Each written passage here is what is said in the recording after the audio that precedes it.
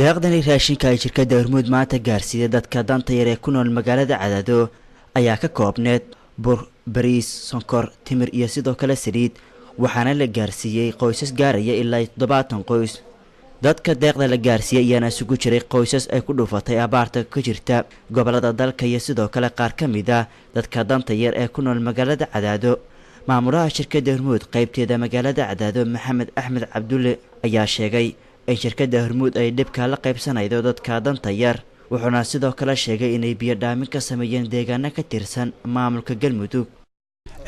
anigu shirkadda aan ka wakiilka ahay waxa weeye waa shirkad khayriya dadkana la qaybsata dhibka wixii jira inay la qaybsato oo maaragtay ay ka warqabtay tahay.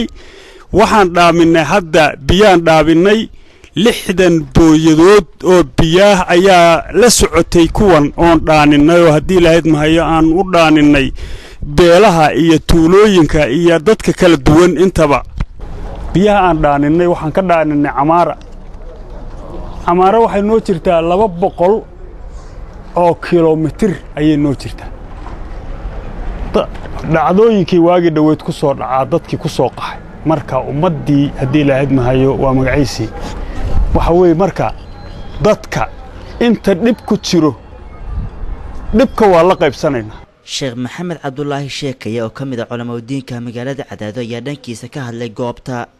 marka waxaan leenahay waa dheeraad Ilaahay siiyay waxaan ayna kamid tahay qof kasta oo muslima oo maalqabeena ummadda islaamku waa hal far in meel kasta ay shirkadahaas oo kala caynka ay ku yaalaan inay ummadda u gargaaraan. marka waxaan leenahay dadka muslimiinta aad ku dhibaatadu ay u jirto waa mid bini'aadanimo Ilaahay gacmaha ha u horsadaan leenahay dunuub waxaan ku yimaadeen dambi dhaaf Ilaahay ha weydiistaan subxaanahu wa ta'aala naxariista Ilaahay aad deeqi kartaa. shirkadu maal kastay ku bixido naxariis Ilaahay oo fara badan oo rooba markay u timaado ayay dadku baahi beeli karaan. marka waxaan leeyahay Ilaahay ha baryaan Ilaahay ha u istighfaartaan roob doonna Ilaahay ula baxaan leeyahay kalimadii intaas ku gaabinay wabillahi tawfiiq. wasiirka xigeenka shaqada iyo shaqaalaha maamulka Galmudug Maxamed Nuur Gariig ayaa shirkadda Hormuud uga mahad celiyay dadaalka ay ku bixinayso dadka danta yar asaguna shirkadaha kale u baaqay inay caawiyaan walaalahooda dhibaataysan.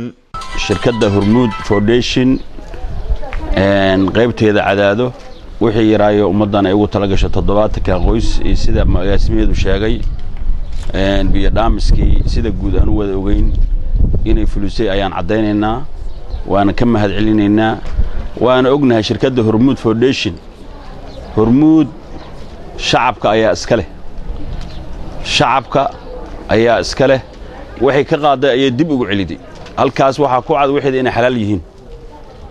waxaan leenahay shirkadaha kale ee shakhsiyaadka Ilaahay wax siiyo xoolihiina ummadda ku sadaqaysta abaar baa jirta dadkii uu dhimanaya xoolihiina way ka leedeen wixiina ku sadaqaysta. ugu dambeyntii goobta waxaa ka hadlay wasiirka gargaarka iyo daryeelka naafada Galmudug Sheekh Xirsi Maxamuud asagoona sheegay in qoysaska deeqda la gaarsiiyay ay yihiin kuwii mudnaa wuxuuna sidoo kale shirkadda Hormuud ugu baaqay inay sii wadaan dadaalkooda. waxaan marqaati ka nahay meeshaan dadka fadhiya inay yihiin dadkii mudnaa in wax la siiyo. biyaha la dhaamiyey lagama dhaamin magaalada Cadaado iyo Gaalkacyo gudaheeda iyo Cabudwaaq gudaheeda waxaa laga dhaamiyey meelaha dadku iyo xooluhu ku ooman yihiin. runtii waxaan aad ugu faraxsanahay sida Hormuud u soo noqnoqotay hadda noqnoqod kalena waa ka sugaynaa inay mar kale soo noqotana insha Allah waa sugaynaa. ma ahan markii ugu horeeyay shirkadda Hormuud deeqan noocan oo kala gaarsiida qoysas dhibaataysan waxayna sidoo kale hore u sameeyay biyo dhaamin ay ka sameeyay deegaano hoos yimaada maamulka Galmudug iyagoona sidoo kale deeq raashin ay gaarsiiyay dad dan yar ah oo ku nool deegaanada Galmudug. Mubaarak Maxamuud Aadan Somali Cable TV Cadaado.